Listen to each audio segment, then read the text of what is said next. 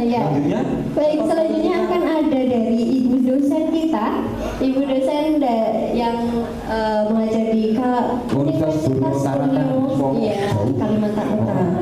Yang sekali. Lahiran tapi Kulon Progo ini. Iya, ini adalah penulis asli Kulon Progo yang memiliki banyak karya, ada puisi, terus ada juga yang ke sastra anak juga. Nah, jadi Bu Inung Setiami, namanya Ibu Inung Setiami, jadi seorang penulis yang sangat-sangat luar biasa, memiliki banyak karya. Untuk itu kita akan korek bagaimana proses kreatifnya Bu Inung sampai jadi penulis yang sampai nasional, nah, luar biasa. Kepada Ibu Inung Setiami, kami persilahkan maju ke depan.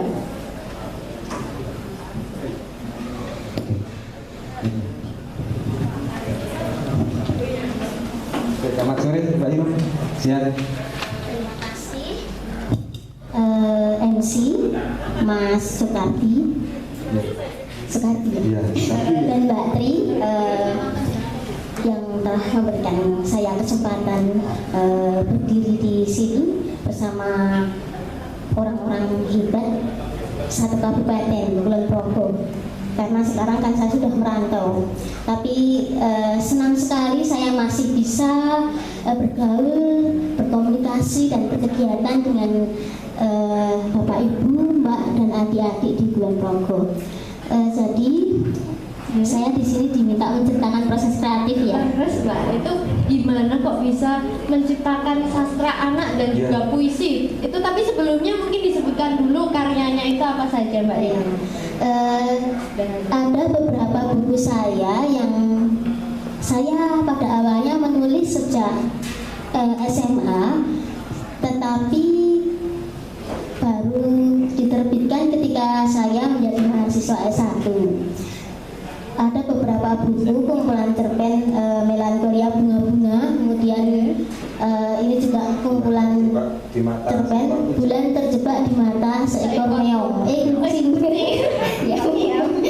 Terus buku puisi Hipotesa Cinta, kemudian buku cerita anak, novel kisah si rawit, buku puisi anak Senandung Cinta di Babuntaka, kemudian yang ini Kepiting Emas dalam Perahu. Ya, ini cerita anak Kepiting Emas dalam Perahu, juga buku-buku non fiksi untuk mata kuliah begitu. Tentu saja dosen gitu ya. Saya lupa. Masih banyak yang dalam fiksi ya. Dalam menulis karya sastra, ya pertama kali itu saya menulis tentang cerita pendek yang bernuansa cinta ya, bukan pasti itu saat remaja. Iya, dari saat remaja. Itu pertama kali saya bisa menulis itu karena pernah merasakan jatuh cinta. Jatuh cinta itu kok indah banget gitu ya. Itu judulnya apa Mbak? Yang pertama judulnya apa itu? Judulnya yang pertama judulnya elek tenan, kan baru proses belajar ya. Judulnya wagu dan lucu. Apa itu? Aku sayang kamu. Aku SMA. Jadi SMA itu saya merasakan jatuh cinta, kemudian saya tulis di buku diary, kemudian SMA 1 Galur saya. Saya tulis menjadi cerita pendek, kemudian berani saya ikutkan lomba dan dipublikasikan di media massa, ya, dan berbagai lomba. Kalau yang puisi ini ada bukunya nggak? Ada puisi sastra anak ya. Kalau kita minta untuk baca, buku puisi saya ada di tas. Ya, jadi dimulai proses kreatif ketika masih sekolah karena cinta-cintaan. Nah, ini kepada adik-adik yang merasakan cinta bisa juga dituangkan itu ya Mbak ya. Kalau cinta-cintaan jatuh cinta itu sangat buang-buang waktu kalau Anda galau kan. Jadi sebaiknya produktif. Manfaatkan efektivitas cinta untuk produktivitas karya. Saya suka benar ya. Ini kemudian ada kan yang mau dibacakan Mbak Inung? Ada, tapi bukunya di dalam tas. Iya. Atau ada yang ada pesan bantu melanjutkan? Tas saya di situ. Anjir. Sebentar saya ambil ya. Mungkin menunggu itu mungkin bisa menyampaikan terkait motivasi atau pesan kepada adik-adik atau generasi selanjutnya, Mbak? Pesan saya untuk teman-teman, untuk adik-adik yang saya sayangi gitu ya. Waktu muda itu kemudian akan bergulir menjadi masa tua. Waktu itu tidak terasa. Jadi di saat muda, ketika kita mengenal tentang jatuh cinta, ya jangan menghabiskan waktu untuk hanya bergalau ria. Bergalau ya, bergalau merana bukan galau ria. Tetapi memanfaatkan waktu sebaik-baiknya untuk meraih mimpi. Jadi saya pun tidak pernah bermimpi kalau saya bisa menulis buku, kemudian saya bisa mengajar mahasiswa menulis karya. Ya, itu kuncinya satu, hilangkan rasa galau kemelut-kemelut di dalam diri. Tetapi kita punya mimpi dan meraihnya seperti itu. Mas. Hilangkan galau adik-adik, hilangkan galau. Ini yang mau dibaca yang mana, Mbak Inu? Mbak Inu mau membacakan yang sastra anak atau yang puisi cintaan tadi, Mbak Inu? Mungkin yang cintaan aja, Mbak Inu. Ya, saya akan membacakan sebuah puisi masa lampau ya, ketika saya masih remaja. Itu malah bagus itu, Mbak Inu. Nanti biar bisa ditiru ya. Cara menggalau yang bagus itu gimana ya. Ini yang judulnya apa, Mbak Inu? Nah, ini. Sebenarnya kalau puisi ini saya tidak pede. Apalagi dulu saya mengenal puisinya Pak Marwanto itu sebelum kenal orangnya. Jadi memang saya mengenal karya-karya beliau itu di koran di mana-mana, tapi Marwanto ini siapa sih? Loh, kok di Maesan Wahyu Harjai yang mana? Tidak tahu ya, padahal tetangga saya. Ternyata ini beliau gitu ya. Ini kalau puisi saya sebenarnya nggak kurang pede ya, karena puisi-puisi saya itu saja. Gak apa-apa, malah bagus loh itu. Ini puisi saat saya masih kuliah, waktu kisaran tahun 2010 waktu kuliah S1. Suatu waktu di stasiun Tugu. Di tempat ini aku selalu dikepung berderet-deret peristiwa, digenggam kenangan pada senja berbeda yang terasa sama. Di senja yang pernah kita lewati bersama, kau ucapkan selamat tinggal pada sebuah yang bernama pertemuan. Kau lempar senyum dan lambaian perpisahan. Bergegas kau menuju balok besi. Kereta menjauh, kau makin tak tersentuh. Hatiku bersaut riuh, anganku rusuh. Cinta gemetar dalam dekapan. Namanya juga puisi ABG, ini puisi masa lampau saya yang baru diterbitkan seperti itu. Membucin ya, Mbak Inu ya, sedang jadi budak cinta itu ya. Sepertinya membucin, tapi orangnya yang penting tidak. Keren. Jadi galaunya bermanfaat gitu loh. Ya. Luar biasa. Saya yang bisa saya baca. Ya. Kami ucapkan terima kasih pada Mbak Inu yang telah memberikan sharing-sharing pengalaman dan juga proses kreatifnya, ini luar biasa ya. Terima kasih Mbak Tri dan Mas Sukarti. Terus berkarya terus ya? Terus berkarya dan sukses selalu, Mbak Inu. Untuk selanjutnya? Baik, selanjutnya akan ada juga penulis. Ini namanya sama depannya Tri, tapi lanjutnya adalah Pak Tri Apriyadi.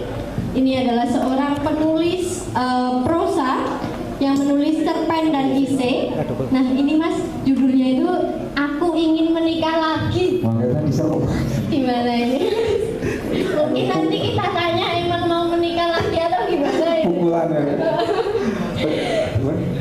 Ya, jadi ini Mas Tri itu juga tergabung dalam grup teater Faktor U dan juga sebagai pengurus harian di Sastra Kulon Progo. Langsung saja, Mas.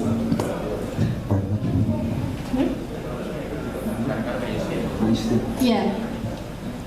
Baik, kepada Pak Tri Apriyadi dan juga Mbak Justina Eka yang akan membacakan karya, kami persilahkan untuk maju ke depan. Monggo.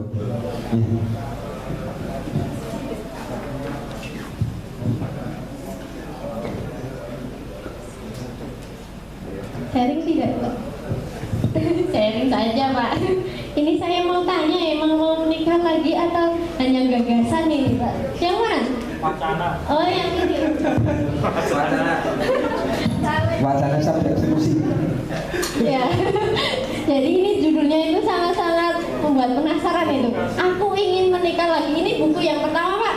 Iya. Iya, buku pertama. Ini sekumpulan cerpen atau bagaimana? Iya, sekumpulan Iya. cerpen Iya. dari sekitar tahun 2014 sampai Iya. tahun 2020-an. Iya. Hmm. Nah ini terkait ide di dalamnya itu ada berapa cerpen Pak? Kalau di dalam buku ini ada 18 cerpen. 18 cerpen. Tapi Ya. kenapa yang dipilih judulnya Aku Ingin Menikah Lagi loh? Kenapa ini? Masih penasaran baru. Saya aja. Ya, memang. Saya yang wanita aja. Nanti siap mencoba aku datang itu mengambil bagio dan itu udah Pak bisa menjadi promotornya. Yang saya tanyakan anu Mas, yang saya tanyakan sudah izin sama Mbak. Ini sudah izin belum? Ampun Pak. Ya, memang cerpen-cerpen yang ada di kumpulan buku ini random ya dari Ya. segi tema, kemudian tahun pembuatannya dan juga ide-ide yang lain. Dan Ya. kenapa saya memilih judul ini? Yang pertama memang katanya strategi marketing itu adalah yang boom ya. Nah, itu ya. Jadi saya coba untuk menerapkan bahwa kalau bisa judulnya kontroversial. Ya, Tapi sebenarnya memang ide ini tidak tidak ada di dalam ruang kosong. Ada beberapa hal yang menjadi keprihatinan saya tentang fenomena ini. Jadi mungkin secara singkatnya adalah kisah nyata dari seseorang lah, seseorang yang digambarkan. yang kami fiksikan karena beberapa keprihatinan Iya. tadi. Dan selanjutnya untuk proses kreatifnya itu bagaimana Pak dalam penciptaan karya ini? Biasanya itu Ya. saya melihat dari peristiwa-peristiwa di lingkungan sekitar, Ya. kemudian juga ada yang kami ambil dari buku sejarah, misalnya tentang fitnah Mahapati dan sebagainya itu saya ambil dari buku-buku kerajaan Majapahit, di mana ada konflik-konflik semacam itulah. Jadi memang idenya itu bisa berasal dari mana saja, baik dari lingkungan sosial secara nyata ataupun dari referensi-referensi buku yang ada. Oke, untuk nanti akan ditampilkan dibaca Mbak Istri ini apa? Yang ini aja Mbak, yang aku ingin menikah lagi. penasaran. Oh ya, apa ya? Penasaran deh. Penasaran nggak ini? Mbak Yusti juga ada bukunya juga. Oh, Oh, Ada yang baik. bergejolak berjuang. itu tidak tabu itu. Ini di bawah. Ya. Ya, ini dari Mbak Justina Eka, bergejolak itu tidak tabu. Wah, ini apa lagi ini? Ini Mari penasaran. rame. Ya, mungkin bisa dijelaskan Ini tentang Bu apa? Justina Justina itu. terkait buku tersebut. Itu buku sekumpulan cerpen atau puisi, Bu? Ini bukan prosa juga bukan puisi, Wah, apa ini? macam aforisma. Oh, Buku ini Yes. saya inspirasinya ketika saya membaca karya Putu Wijaya yang berjudul Uap. Ya. Dari situ kok enak ya dibaca ya, kok kalau puisi kan kita mikirnya ya bahasanya tinggi ya, Bu ya. prosa saya kalau membaca yang panjang itu agak suka. Yeah. Kalau aforisma itu pendek tapi di situ ada apa ya? Ada sebuah value-nya, nilai yang kita akan sampaikan. Tapi ada diksi-diksi yang ada nada kritisnya juga ada. Ya, terkait value yang ada di dalam buku itu sebenarnya the main value itu apa itu, Bu? Value utamanya dalam buku itu apa itu? Ini bermacam-macam rasa ini. Iya. Kalau apa itu yang ada di sini itu terinspirasi dari kehidupan sehari-hari juga. Ya klasik ya, dari kehidupan orang lain. Ya dari apa yang ada di alam semesta dan ada yang apa yang ada di alam semesta yaitu Jadi lebih ke real life, dunia nyata dan juga imajinasi juga Ibu. Ada juga. Yang mau dibaca kemudian dua biasa. Ini yang mau dibacakan yang aku ingin menikah lagi atau yang mana ini? nanti tidak nikah lagi. Nanti tidak nikah lagi katanya. Aduh. Padahal yang mau cepat tadi saya mau jadi opening kan. Monggo yang mau dibaca. Ya boleh Ibu Yusya. Ini kita nggak membaca tapi kemarin menghafal ya Mas ya. Iya Tidak apa. dari satu judul di bergejala itu tidak tabu. Nanti kita bawakan bertiga, Mas Tri, Mas Sugeng dan saya. Iya. Kepada 3 penampil spesial kali ini saya persilahkan. Selamat menikmati.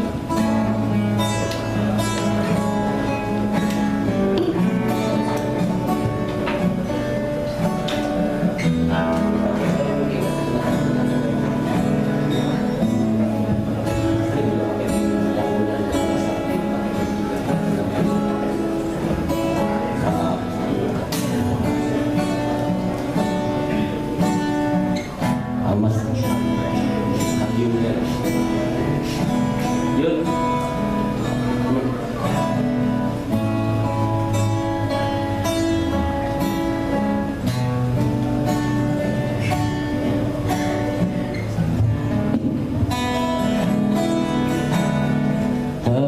tersenyumlah untuk sekali saja agar kulihat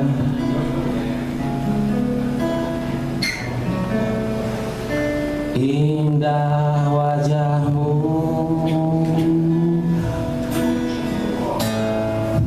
rindu lama ku simpan. Aku bawa bunga setaman-tamannya, bahkan dengan tukang kebunnya. Sudahi romantisme yang begitu terlalu.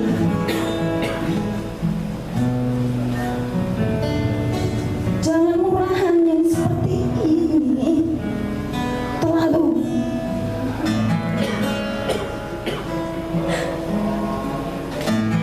Aku datang menemuimu kali ini untuk menyerahkan hatiku sepenuh-penuhnya, penuh senyuman yang paling manis, senyum semanis-manisnya.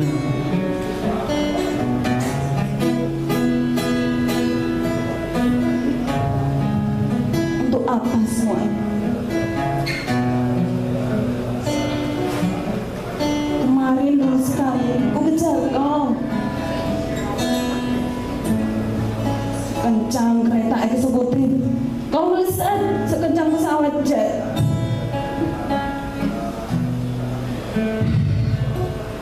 Tak perlu kau ingat 9 tahun berlalu, ketika kupalingkan wajahku untuk menghindarimu.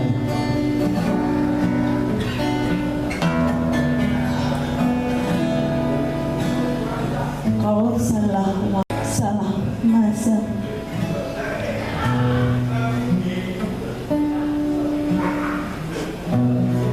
Aku tersenyum sekejut-kejutnya untukmu.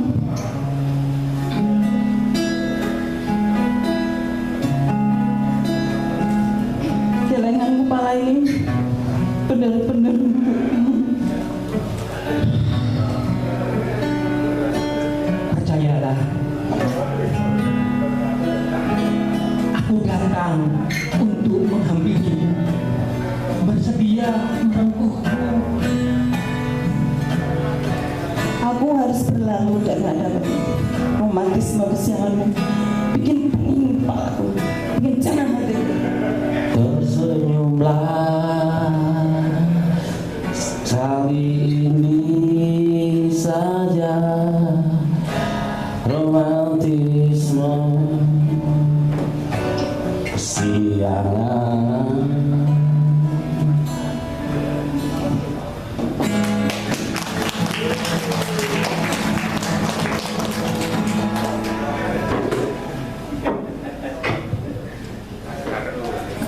Faktor U ini ya. Dari faktor U ada dari Mas Tri dan juga Mas Sugeng dan juga Mbak Justina. Jadi ini faktor U yang dimaksud itu faktor usia atau bagaimana? Betul sekali. Betul sekali. Tapi walaupun usianya sudah walaupun usianya sudah hendak tua, tapi tetap semangatnya luar biasa loh, tetap berkarya. Jadi ini perlu dicontoh juga ya Mas ya. Semakin buat Asli menarik karena tadi ada serah bunga-bunga tadi semakin Romantisme yang kesiangan atau bagaimana tadi? sembrono ya. Oke, selanjutnya siapa yang hadir hari ini? Selanjutnya akan ada dari senior kita, sastrawan kita, waduh, guru kita, suhu kita, siapa lagi kalau bukan Pak Marwanto. Ya, ini langsung saja kita minta untuk hadir ke depan sang Ketua Forum Sastra Teater Kulon Progo yang telah menulis banyak karya, diantaranya sekumpulan esai, sekumpulan cerpen, dan juga puisi yang terbaru Kita dan Duk Kita. Jadi beliau adalah senior di Kulon Progo yang sudah berkarya sejak muda ya Bapak. Jadi sudah memiliki banyak karya dan juga banyak pengalaman. Bukan hanya nerbitin buku tapi juga diterbitin di media massa ya. Jadi bukan main. Ini kalau ini nggak usah ditanya, biar cerita sendiri saja. Enggak ya. Ini kuliah umum saja ya kita ya. Ini kuliah umum saja. Mumpung banyak dan live, monggo Pak Marwanto. Terima kasih Mbak Yuni, Mas Karti. Tadi kalau ingat tulisan saya yang pertama itu tahun 92, berarti tahun ini genap 30 tahun kami atau saya mulai menulis di media cetak. Sampai media cetaknya itu kukut ya. Apa itu namanya Bu? Tulisan pertama saya itu kan di Minggu Pagi tahun 1992. Minggu Pagi tahun ini hanya menjadi suplemen dari Kedaulatan Rakyat. Tapi meskipun media yang memuat tulisan saya sudah katakanlah tidak ada lagi, kita dan semuanya kita tidak usah pesimis karena ada banyak media yang bisa kita gunakan untuk menuangkan karya-karya kita. Itu dari segi tulisan di Quran itu pertama itu dari di awal-awal saya banyak menulis esai dan resensi buku, jadi kemudian baru beralih ke cerpen. Nah, puisi itu sebenarnya sudah saya orek-orek sejak kuliah awal, tetapi saya belum berani untuk karena sebenarnya puisi itu genre tulisan yang paling sulit, tetapi lucunya masyarakat kita itu sekarang banyak yang menulis puisi daripada prosa, padahal itu genre tulisan tersulit. Kemudian dari segi buku kami atau saya baru tidak produktif ya, baru sekitar 7 buku yang kami baru. Dalam arti 30 tahun itu kan kalau 7 buku belum apa-apa ya. Tapi kalau antologi bersamanya kan sudah banyak Bapak. Ya itu biar mereka saja yang hitung ya. Nah itu sudah tidak bisa dihitung. Itu dari beberapa buku, ada 2 buku puisi, 2 buku cerpen, 3 buku esai, 1 buku esai tentang demokrasi tadi di kakek kaum Mamangun dengan Abdul. Saya kalau siaran saya itu memang sebetulnya di Fakultas Sosial Politik, tapi kok banyak karya sastra, tapi tetap ada buku demokrasi saya. Dan tidak pas usaha panjang lebar saya menjelaskan ini buku puisi yang terakhir kita ini tadi satu sudah dibawakan oleh Mas Sugeng dan Mas Rakil sebagai opening, dan selanjutnya akan ada 1 puisi di buku ini yang akan dibawakan oleh teman saya, teman kita semua. Iya. Silakan Mas Romi Sulistyo. Turun semuanya, monggo Mas Romi.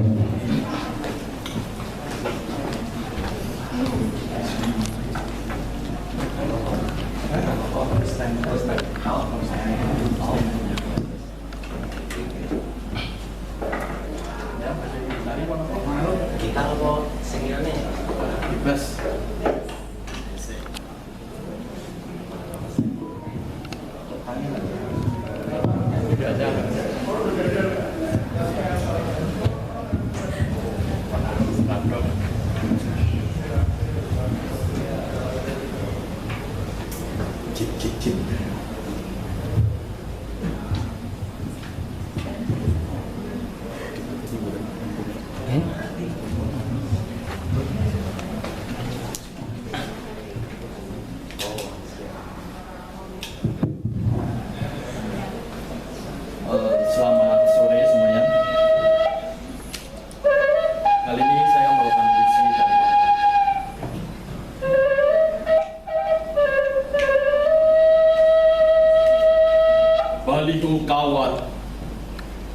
saya, Marwanto.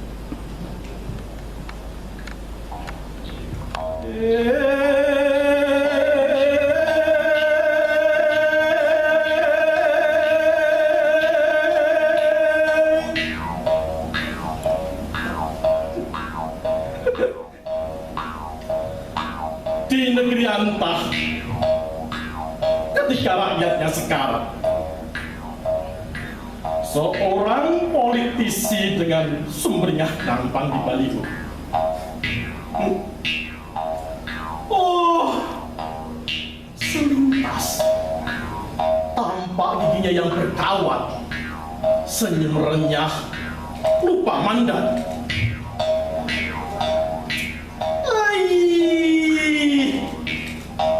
Lihatlah angin yang menerpa, tiap saat tak kenal cuaca, menerpa serba semburan kata-kata yang diucapkan saat pidato kampanye di podium kehormatan.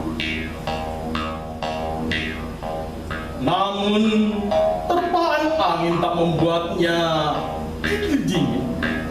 Guyuran hujan tak menyurutkan langkah ke belakang.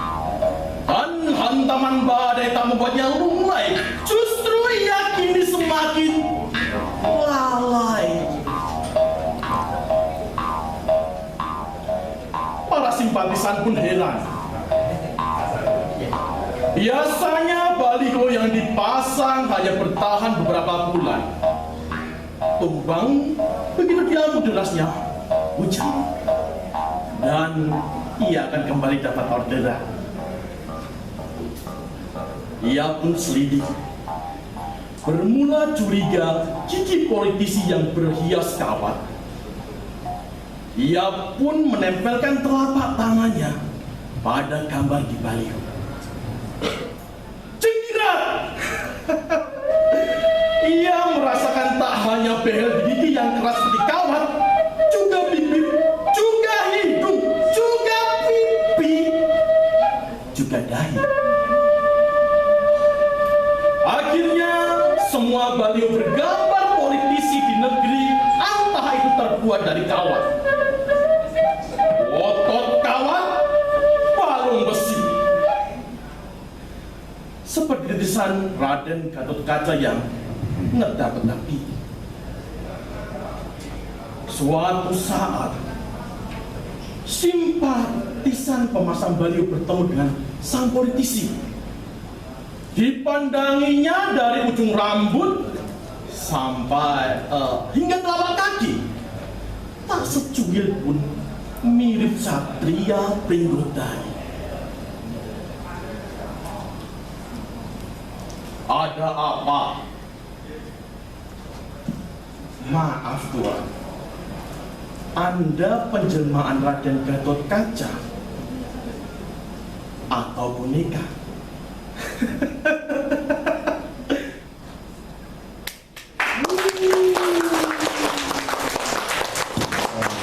Wow, keren sekali kalau sudah dibawakan oleh Mas Romi Sulistyo. Jadi tidak hanya sastra tapi juga beliau ahli dalam teater. Luar biasa. Oke, ini Mbak Tri tadi kan udah banyak menyampaikan nulis ya, kadang-kadang puisi-puisi. Ya. Di belakang ada penulis tentang stand up juga. Wah, Ya. itu menyegarkan suasana seperti itu. Kita panggil Mas Rio Nisapa, spesialis stand up kita.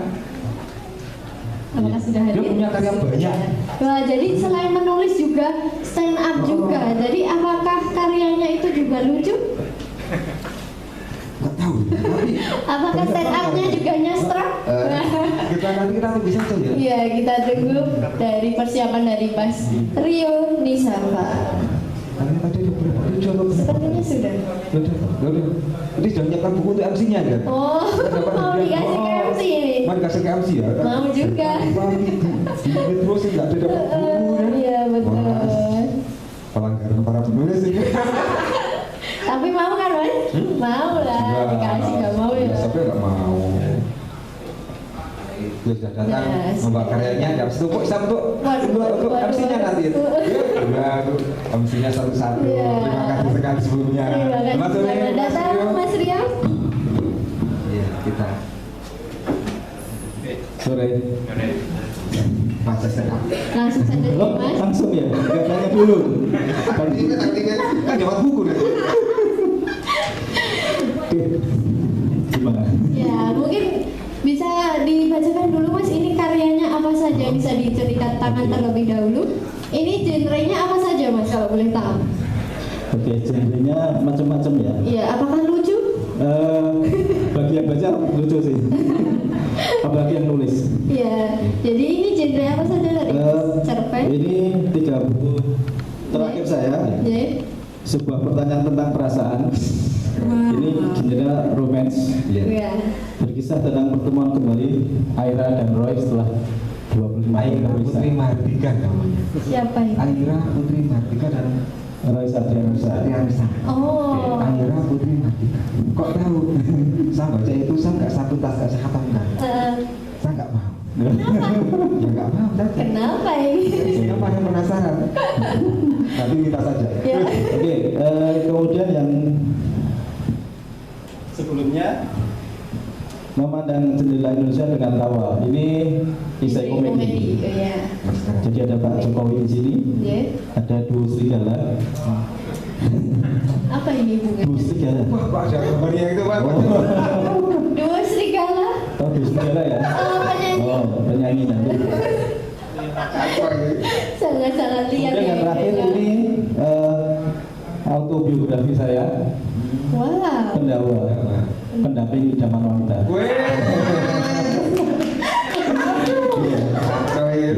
Tambah sore. Gitu Mas Kevin dan Mbak. Ya, jadi mungkin bisa ditambah lagi terkait pengalaman tentang sastra dan juga stand up dan juga nanti dilanjutkan dengan kesan pesannya Mas. Oke. Dan apa performnya? Iya. Oke, kebetulan saya sudah nulis sejumlah buku, tapi lebih banyak yang genrenya komedi karena saya suka komedi. Iya. Karena kata Charles Chaplin, hidup tanpa ketawa, sehari tanpa ketawa itu adalah hidup yang sia-sia. Charles Chaplin. Keren. Sampai kata ingat walaupun itu lucu. Lucu banget. Oke. Ya, dilanjut terkait kesan pesannya Mas, mungkin nanti langsung dilanjutkan Oke, ke stand up. pesan-pesannya semoga penulis Kulon Progo bisa semakin maju ke Amin. dunia industri nasional, Amin. membawa nama harum Kulon Progo seiring dengan pembangunan yang ada di Kulon Progo. Oh, bahasa pemerintahnya. Oke, gitu aja Mas Kardi. Oke, yang sekarang mau saya apa kan? Oke, boleh aplaus suri dahulu. Ya, selamat sore. Perkenalkan saya Ruli Sapa. Saya ini sudah menikah ya, teman-teman semua di sini ya. Ketika saya punya anak, itu ternyata membawa perubahan dalam hidup saya. Ketika saya menikah, itu avatar saya dengan anak saya. Ketika saya menikah, avatar saya dengan istri saya. Ketika saya jomblo, avatar saya dengan janur kuning di pernikahan mantan. Dan jomblo itu sebenarnya sama dengan janur kuning ya. Jomblo itu sama dengan janur kuning. Pertama dia berdiri tegak, kemudian layu dan ditinggalkan. Akhirnya mati muda, menyungging. Kemudian ketika anak saya lahir, karena saya suka sastra, suka bahasa, saya membaca semua buku yang berkaitan dengan nama anak. Kan ada buku gitu ya, nama buku, nama anak, bahasa Sanskerta, nama bahasa Arab, bahasa Inggris dan sebagainya. Saya baca buku, akhirnya saya memilih satu nama anak saya yang ada di semua buku. Jadi nama itu ada di semua buku. Nama anak saya daftar isi. Kemudian anak saya itu umur 2 tahun ya, 2-3 tahun itu pernah dia tahu konsep baju rumah sama baju keluar. Kalau baju rumah ya biasa ya, kelowor gitu ya, bolong-bolong di kerah karena digigitin, itu baju rumah. Kalau baju luar itu lebih rapi, lebih bagus. Nah, suatu malam anak saya datang ke kamar. Itu ada saya dan istri saya. Jadi anak saya masuk ke kamar, kemudian anak saya nanya, manggilnya Ayahanda Manda gitu ya. Ayahanda mau kemana? Kemudian saya jawab, nggak kemana-mana, karena saya sama istri saya nggak pakai baju. Jadi nggak kemana-mana ya, nggak di rumah. Ya. Kemudian anak saya itu pernah saya ajak anak saya itu ke supermarket. Di sana dia melihat banyak ikan-ikan gitu ya. Karena anak saya juga suka ikan. Ada teman saya, anak saya nanya, ini ikan apa gitu ya. Dan ternyata ada ikan yang paling romantis, namanya ikan hiu, lengkapnya I love you. Ada ikan yang ternyata masuk dalam judul film horor, ikannya belanak dalam kubur. Jadi kalau anak saya ditanya Jokowi mungkin sudah tahu ya nama-nama ikan, jadi nggak salah sebut nama ikan tongkol. Oke, itu aja Mas Katri. Terima kasih. Tepuk tangan. Ya, terima kasih Mas Rio. Aira Putri Mahardika sama Roy. Kok hafal Mas? Apa itu ceritanya keren, nggak usah menyelesaikan. Harus diselesaikan itu. Kalau yang penasaran berarti langsung beli aja gitu ya. Udah punya. Oh sudah. Baik, selanjutnya ada siapa lagi Mas? Kita panggil Bu Santi Asanti, penulis kita. Sama kalau nggak salah itu yang pakai kacamata Mbak Fajar deh. Silakan. Pak Fajar? Mbak Fajar. Sudah ramai. Sudah hadir. Kita mohon untuk Mbak Fajar sudah hadir. Untuk Mbak Santi dan Mbak Fajar Ayu Ningtyas, saya persilakan untuk maju ke depan. Ya biar tahu kalau ini ada penulis juga seorang kan Bapak kalau di desa namanya Bendahara Desa Danarto. Oh. Ini Bu Danarto ini. Oh. Tapi nulis juga. Apakah nulis keuangan? Bisa ada sastra keuangan. Bisa diadakan ya Mbak ya. Ya mungkin yang pertama ada Mbak Santi Azisanti, seorang guru dan juga penulis di Kulon Progo, penulis asli Kulon Progo Mbak? Iya. Ya, jadi sudah menciptakan beberapa karya yaitu kumpulan puisi, kalau tidak salah. Nah itu, kalau boleh disebutkan apa saja puisinya Ibu? Ya, untuk buku yang pertama itu Purnama Bulan November. Purnama Bulan November. Ya, Yang penyerahan ada. Oh, di situ Mas. Ya. Yang kedua itu yang buku Lorong Ingatan. Ya. Sebenarnya ini saya hanya apa ya? Eman-eman istilahnya, ada beberapa puisi saya kumpulkan terus diterbitkan daripada tidak terdokumentasikan. Kalau Mbak Fajar ini walaupun capak pelajarannya karena dari Sang Galuh jangan ini bukunya sudah sama saja yang sudah dicetak. Cuman untuk dokumentasi sama sebenarnya dokumentasi proses saya menulis dari tahun kira-kira tahun 2007 mungkin sampai tahun 2020 gitu. Judulnya apa bukunya? Judulnya Yang mana bukunya? Lukisan Gelombang. Jadi Lukisan Gelombang. Lukisan Gelombang. Oh ini lukisan gelombang. Wah ada dua kok ngakunya satu. Pendekar kok gitu nggak mau muncul ya. Ada lukisan gelombang sama sebuah bapak di depan lajang yang sendirian. Ini bukunya. ya ini buku saya. Ini sebenarnya yang satu ini, yang lukisan gelombang ini merupakan revisi dari yang pertama dengan tambahan beberapa cerita pendek baru yang saya masukkan ke sini, jadi dengan cetakan yang baru. Jadi sebenarnya ini saya anggap satu buku. Oh gitu, asbabul wurudnya gitu. Tapi di situ tetap dua ya, ini tetap dua. Keren. Ini Bu Santi yang Mbak Fajar mengambilkan apa? Nah, kalau saya akan membacakan puisi saya yang ada di buku yang kedua. Fajar. Puisi ini bagi saya sangat menjadi tolak ukur atau tombak ketika saya mulai menulis, karena di puisi ini itu dulu pertama kali masuk dalam program di RRI Pro 2 Jogja dan ikut tampil bersama beberapa penyair yang sekarang sudah ngotot. Alhamdulillah, tapi saya setelah itu banyak vakum dan bisa saya kumpulkan dalam penerbitan ini. Untuk judulnya adalah Catatan Hitam. Catatan hitam.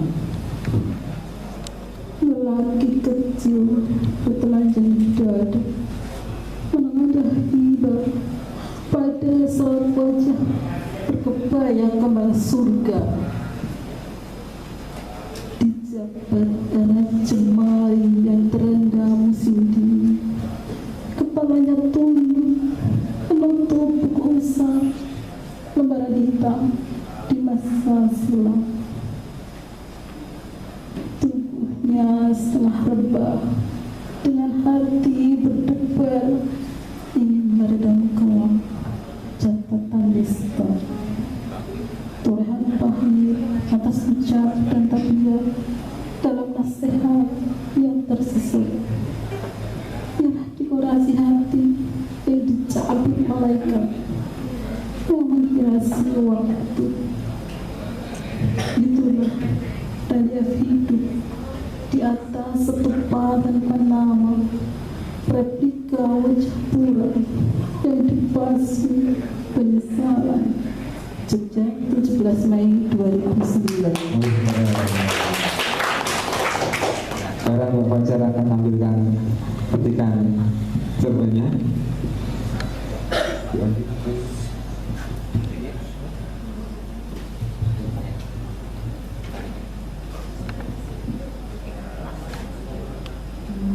Ya, saya akan membacakan nukilan dari cerpen saya yang berjudul Lukisan Gelombang yang jadi dari buku ini. Saya bacakan sepertiga bagian terakhir saja. Ia tahu yang ia tunggu telah datang. Pada malam terakhir pameran tunggalnya, perempuan itu telah berdiri di depan lukisan yang berada di tengah-tengah. Perempuan itu menembus pemikiran bijak yang munafik dan menerabas norma yang naif untuk berdiri di sebelah lelaki itu. Tubuhnya yang berkabut oleh asap rokok membuatnya seolah datang dari masa lalu. Aku mengerti pesanmu saat kubaca selebaran itu. Bibirnya menghembuskan uap yang bercampur asap rokok bersenyawa di udara dengan wangi melati yang menguap kuat. Aku melukis kamu. Lelaki itu menunjuk lukisan terakhir yang dibuatnya. Dan semua lukisan yang lain itu adalah kenangan yang selalu gagal kuulang. Mereka berdiri berhadapan. Malam telah meninggi dan satu persatu orang beranjak. Lukisan-lukisan yang tidak dijual itu tergantung diam di dinding galeri. Apakah kita akan tetap menjadi pengecut? Perempuan itu bertanya. Dorongan yang begitu kuat muncul tiba-tiba oleh luka dan beban kerinduan yang syarat. Lelaki itu merenggut perempuan itu dalam satu gerakan lekas yang tidak terbaca oleh waktu. Tak teratur, lembut tapi buas dan bergaya. Lalu senyap, lalu desak, lalu diburu. Lalu lukisan terakhir itu hidup, bergerak, lembut tapi buas, bergairah, berbanding lurus dengan gerakan sepasang manusia yang sedang mengalahkan waktu. Gulungan gelombang menembus media kanvas dan berdebur di lantai galeri, menenggelamkan lelaki dan perempuan yang berpagutan itu, menghanyutkan semua pecahan kenangan dari lukisan-lukisan lain yang terpajang di dinding. Sedangkan waktu tercekik mencari udara di antaranya. Orang-orang hanya mendengar gemuruh dari galeri yang menghilang di dalam kabut. Cinta telah mengambil bagiannya dengan cara yang paling lembut. Terima kasih. Tepuk tangan untuk Mbak Santi dan juga Mbak Fajar Ayu Ningtyas. Ya, terima kasih ya Mbak. Terus berkarya, kita tunggu. Ya, nah selanjutnya ini akan ada dari sang guru kita, sang suhu kita. Ini seorang sejarawan, seorang sastrawan yang menulis sastra Indonesia, tetapi lebih fokus di sastra Jawa. Jadi ini juga seorang guru, ada dari Pak Danu Priyo Prabowo. Sudah hadir, Bapak. Sambut tepuk tangan untuk Pak Danu Priyo Prabowo, guru sastra kita. Kemudian akan ditemani juga akan ada Pak Didik Komaidi yang akan menemani kita pada sore hari ini. Semoga Pak Didik. Sugeng rawuh Pak Danu. Kemriki mawon Pak Danu. Ini kita ya sharing-sharing terlebih dahulu Bapak. Dikarenakan waktunya. Semoga Pak. Oke, monggo Pak. Ya, mungkin kalau Pak Danu tidak lagi ke proses kreatif atau pengalaman, tetapi lebih ke bagaimana cara menulis yang baik itu Bapak, bagaimana karya yang baik, bagaimana untuk memotivasi anak muda itu bagaimana Bapak. Jadi terkait pesan-kesan dan juga terkait cara kepenulisan seperti itu Bapak. Ya, menulis yang baik itu asal pulpennya cetok. Mantap. Terus ada garisnya itu mesti baik tulisannya. Jadi seperti itu. Jadi kalau menulis yang baik ya pasti harus punya dasar dulu. Dasarnya seorang penulis itu tidak ada teorinya. Jadi teorinya adalah membaca. Misalnya ya, penulis fiksi ya dia harus banyak membaca karya-karya fiksi yang baik. Lalu dengan itu dia akan niteni atau kita akan niteni. Oh, stylenya Rendra tuh begini, stylenya Samudya tuh begini, stylenya Karya Alam tuh begini, dan seterusnya. Jadi kalau kita cuma berdasarkan teori-teori saja, itu kita akan nggak pernah gaji. Jadi lebih ke prakteknya ya Pak ya? Ya memang seorang penulis itu harus praktek. Begitu membaca, kalau saya dulu ya pengalaman ketika masih SMA dulu gitu, ya membaca miliknya Taufik Ismail, saya Sadak Kadang-Kadang Jagung, mana yang bagus ya menurut saya bagus. Itu saya tidak langsung bisa mencipta karena saya sedang belajar di sekolah, tidak diajarkan oleh gurunya, hanya ngapal-ngapalan. Saya belajar sendiri, saya baca salah satu puisinya, kemudian saya tulis kembali karena waktu itu tidak ada komputer, mesin tik mahal ya, saya tulis di buku skrip itu dengan tulisan tangan persis seperti itu gitu. Sambil saya menulis, membaca miliknya Taufik Ismail, saya membaca, saya tulis gitu sampai selesai. Saya sebenarnya bukan hanya membaca kemudian menulis, tapi saya sedang merenungkan kok bisa ya beliau itu kok tulis bisa seperti itu ya, bagaimana ya dia memulainya atau bagaimana ya udah itu terus menerus saya lakukan. Tahu-tahu itu sama menulis menurut apa yang saya lihat atau saya alami, bisa tulis kok jadi ya seperti itu. Kemudian saya kirim ke mana waktu itu tahun 70-an akhir waktu SMA itu remaja nasional itu di sini dengan Pak Pribadi tidak hadir. Dulu saya Pak Pribadi, Pak Nugroho, saya itu latihannya begitu, berlomba-lomba dengan Pak Pribadi dengan Pak Nugroho itu. Ayo saya ini mudah-mudahan dimuat kan. Kalau kita muat atau dimuat di sana, kita saling sharing, umum-umuman, tapi sebenarnya itu bukan umum nih, belajar. Jadi intinya itu sederhana. Menulis itu hanya sebuah kedisiplinan, kesabaran. Nggak ada penulis sekarang tiba-tiba langsung jadi, itu nggak bisa, langsung bisa itu nggak bisa.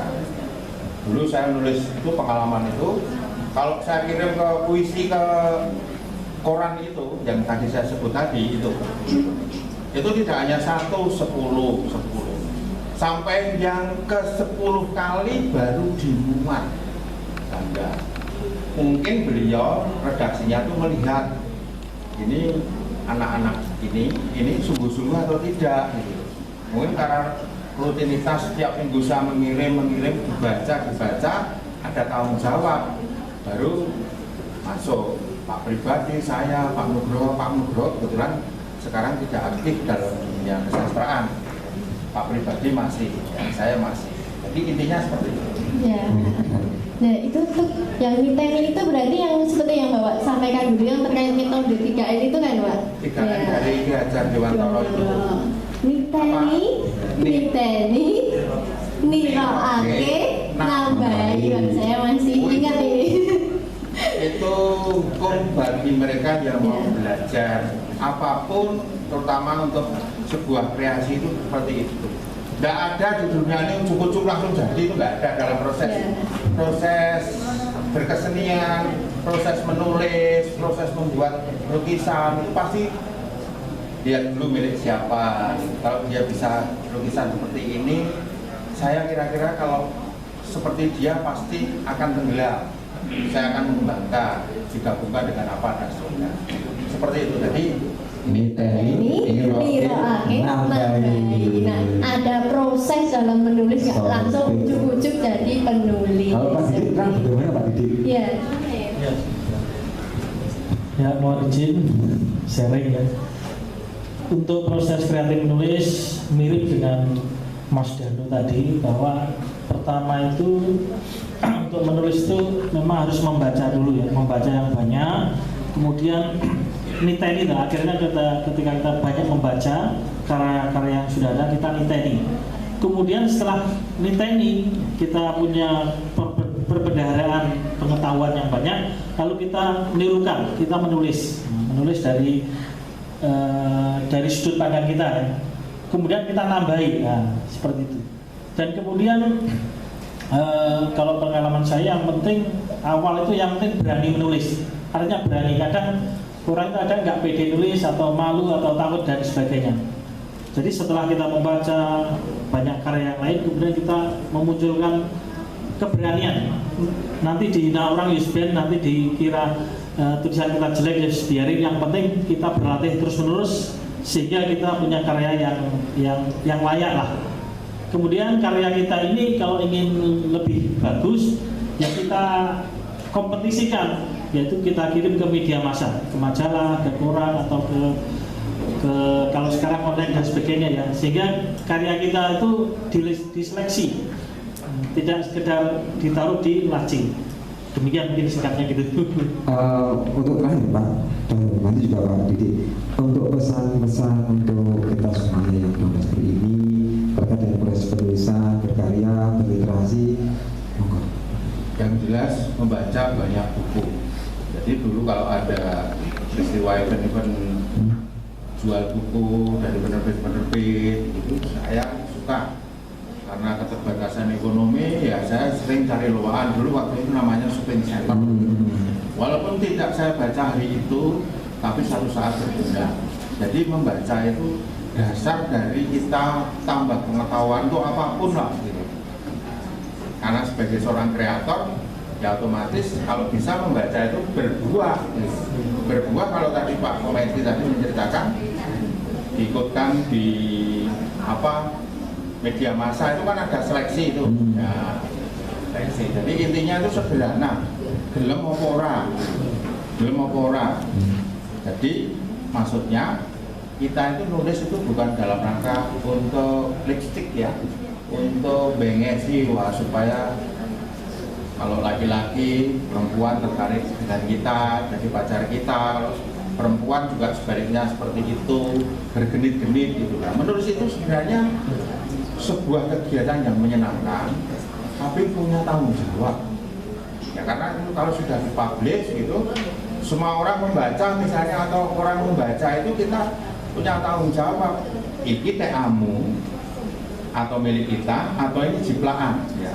Apalagi sekarang dalam dunia seperti sekarang ini sangat banyak muncul di internet, kesempatan untuk jiplak itu sangat terbuka. Ya. Tapi kalau ketahuan hukumnya sangat kejam. Netizen itu atau orang itu kejam gitu. Karena sangat banyak itu dibutuhkan mutiara. Mutiara kok ternyata palsu gitu lah ya, dari olahan beling misalnya kayak gitu. Kita tidak di kelompok ini saya kira apa yang sudah dilakukan oleh instansi terkait dalam hal ini misalnya Dinas Kebudayaan ini saya kira bagus ya untuk winning-winning yang ada ini. Saya ulangi lagi beberapa waktu sudah saya. Nah sebenarnya sekarang ini nggak ada batasan kota dengan kota besar atau desa dengan kota, nggak ada lagi. Anak-anak muda di desa-desa itu sekarang juga cerdas gitu. Bahkan kemampuannya itu bisa melebihi ekspektasi kita. Sehingga menurut saya, monggo anak-anak muda Kulon Progo ini mau seperti apa. Terus kemudian yang penting dulu ya, sampai sekarang, di samping kita membaca buku, kita menulis, kita tuh perlu gaul, ya, perlu gaul dengan kelompok seni apapun, dengan masyarakat apapun. Karena kalau Mbak Tri Wahyudi itu saya pernah sampaikan, jadi teks tulisan itu bukan hanya di buku-buku, masyarakat itu adalah teks itu sendiri. Banyak cerita menarik di dalam kehidupan masyarakat yang bisa kita garap, kita ungkapkan. Paling tidak menjadi penulis itu ya bisa membuat batu nisan kita sendiri atau monumen kita sendiri.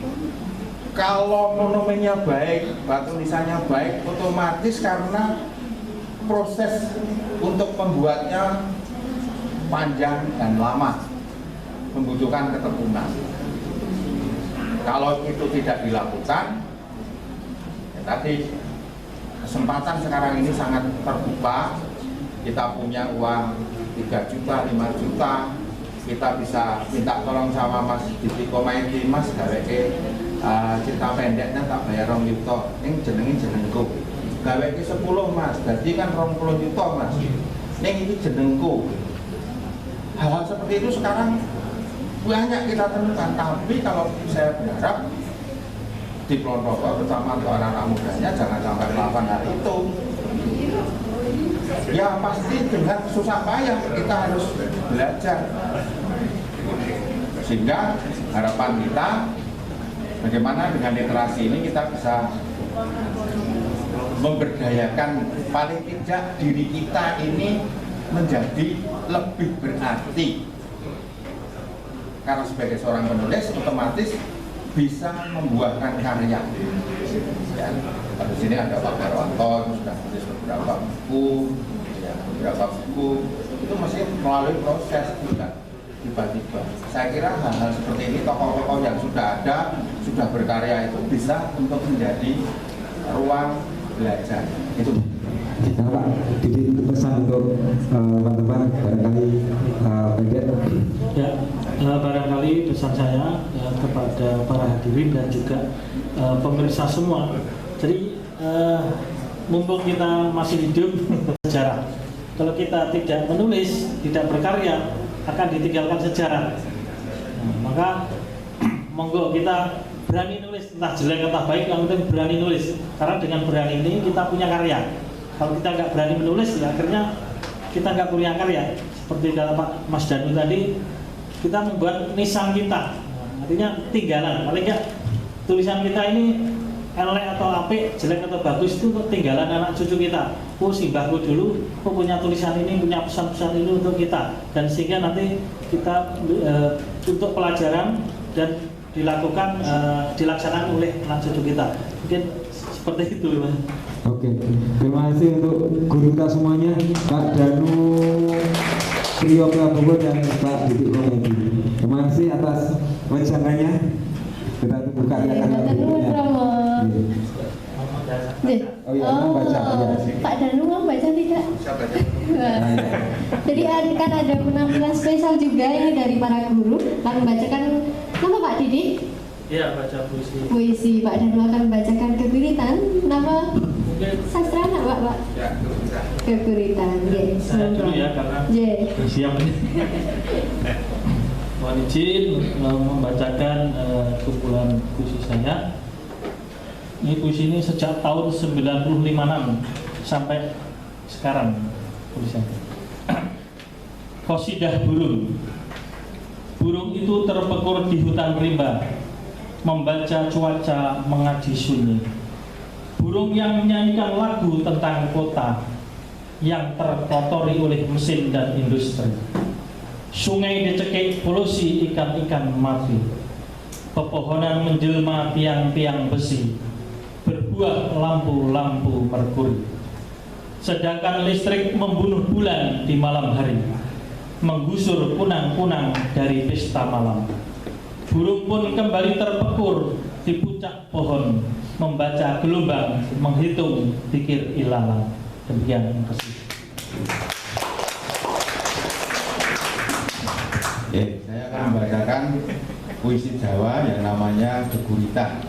Jadi sebenarnya masalah bahasa itu sekarang ini bahasa daerah, terutama Jawa itu sudah menjadi bahasa internasional. Kalau lihat di Google atau di apa, pilihan bahasa itu Jawa itu ada. Jadi kalau nggak bisa bahasa Jawa tinggal ditranslate saja, bisa menjadi Jawa, bisa menjadi Inggris. Nah ini Geguritannya saya tulis sendiri, kebetulan sama dengan apa yang barusan saya sampaikan. Judulnya Latihan Nguleni.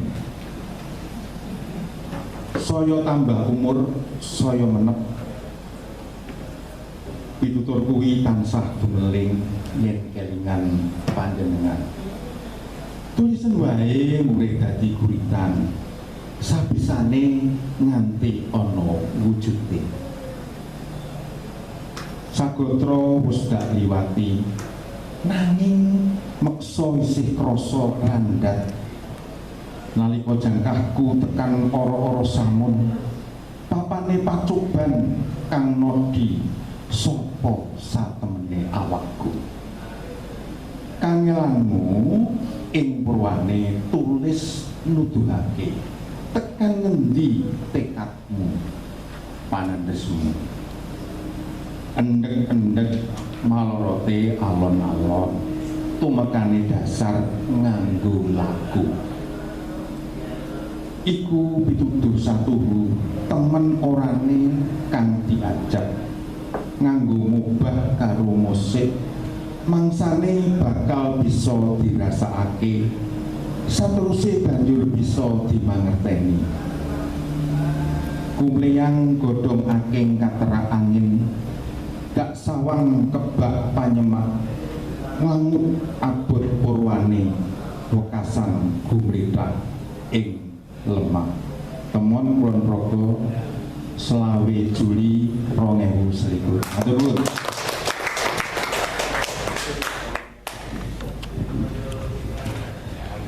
Saya ucapkan terima kasih kepada Bapak Danu Priyo Prabowo dan Bapak Didi Komaiti yang telah memberikan pencerahan terkait proses menulis dan juga penampilan spesialnya.